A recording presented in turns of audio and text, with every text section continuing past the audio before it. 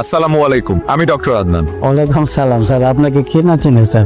আপনাকে দেখে তো বেশ সুস্থ মনে হচ্ছে। কি সমস্যা আপনার? আল্লাহর রহমতে আপনার চিকিৎসা আমি সম্পূর্ণ সুস্থ স্যার। আলহামদুলিল্লাহ। তো আপনি এখানে কি করছেন? আজকে একটু দেখা করতে আসছি স্যার, আপনাকে ধন্যবাদ দিতে আসছি। আপনার জন্য খুব ভালো মিষ্টি নিয়ে আসছি sir. Thank you so much. আসলে মিষ্টি খাই না, তারপর আপনি এনেছেন, আমি খুব খুশি হয়েছি। তার কাছে লাইসেন্স শেষ না কেন? একটু পরে বুঝবেন কার কাছে নিয়ে আইছে। স্যার আপনার জন্য আমি নতুন জীবন পাইছি। স্যার আপনি পা ধরে সালাম করতে চাই। না না না, প্লিজ এগুলো করবেন না প্লিজ। দেখুন, আমি একজন ডক্টর, একজন সেবক। আপনাদের সেবা করা আমার কর্তব্য। ডাক্তার সাহেব, আমি এখন তাহলে কি ওষুধ খাবো? আপনাকে আপাতত কোনো ওষুধ খেতে হবে না। আপনার যেটা করতে হবে সেটা হচ্ছে মানে আপনার জীবনযাপন চেঞ্জ করতে হবে। আপনারা জানেন একজন রোগী সুস্থতার পেছনে তার সবচেয়ে বড় ভূমিকা কি? জানি ম্যাডাম, মনোবল। Very good. ওনার পেশাটা মাপো তো। কি অবস্থা এখন আপনার ছেলের? খাওয়া ঠিক মতো করে? রিপোর্টও ভালো। এই তুমি ফাইলটা মাপো। কি অবস্থা চাচা, কেমন আছেন? শ্বাস নিতে কষ্ট হয়? ঠিক আছে চাচা, আপনি ঘুমান তাহলে। শরীর ভালো আগের চেয়ে? ওনার যে সমস্যা ছিল, উনি যাই খেত ওনার বুক জ্বালা পোড়া করতো, অ্যাসিডিটি ফর্ম করতো আর বমি হয়ে বের হয়ে যেত। এটাকে মেডিকেল টার্মে কি বলে? Gastrointestinal disease.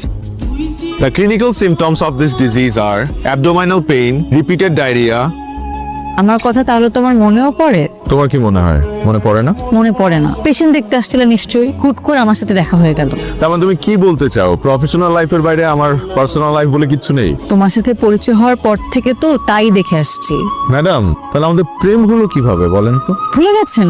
গ্রুপ স্টাডি করতে করতে, নোটস শেয়ার করতে করতে আর স্কেলেটন নিয়ে পড়াশোনা করতে করতে। এবার মনে পড়েছে? হিউম্যান সাইকোলজি আপনি খুব ভালো বুঝলেও হিউম্যান বডি পার্টস আপনি একটু কম বোঝেন। নাহলে এত রাগ অভিমান করতেন না। ম্যাডাম, এত রাগ অভিমান করা হার্টের জন্য ক্ষতিকর। হার্টে প্রেসার পড়ে। আমার হার্ট নিয়ে আপনার এত ভাবতে হবে না, আপনি আপনার পেশেন্টের হার্ট নিয়ে ভাবে। ছাড়া আমাদের প্রফেশনটাই তো এরকম, আমরা বেঁচে থাকি অন্যকে বাঁচিয়ে রাখার জন্য। এই যে মানুষগুলো অসুস্থ হলে সবকিছু ছেড়ে ছুড়ে আমাদের কাছে চলে আসে আমাদের ভরসা করে, আর আমরা আমাদের সময়, জীবন, স্বপ্ন সবকিছু ত্যাগ করে তাদেরকে সুস্থ করে তুলি। এটা আমাদের দায়িত্ব না, কর্তব্য না? আন্দান, আমি জানি তুমি তোমার প্রফেশনে কতটা ডেডিকেটেড, এটা আমার চেয়ে ভালো আর কেউ জানে না। I always feel proud of you. আমার আর কিচ্ছু লাগবে না, আমাকে শুধু ভালোবাসলেই চলবে, বাকিটা আমি সামনে নিব। চলো। আদনান, এ সপ্তাহে কোথায় যাচ্ছ?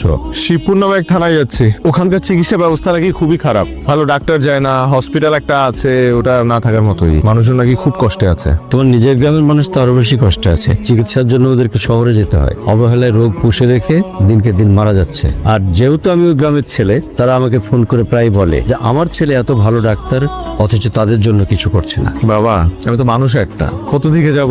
সপ্তাহে 6 দিন হসপিটালে ডিউটি করি, একদিন ছুটি পাই। সেই একদিনও আমি বিভিন্ন জেলায় ঘুরে বেড়াই সুবিধা বঞ্চিত মানুষদের সেবা দেওয়ার জন্য। তুই কথা বলতে বাবা, আমি তো শুধুমাত্র আমার গ্রামের মানুষদের জন্য ডক্টর হইনি, আমি আমার সামর্থ্য অনুযায়ী দেশের মানুষদের সেবা করে যেতে চাই। তারপরে বাবা, তুমি যেহেতু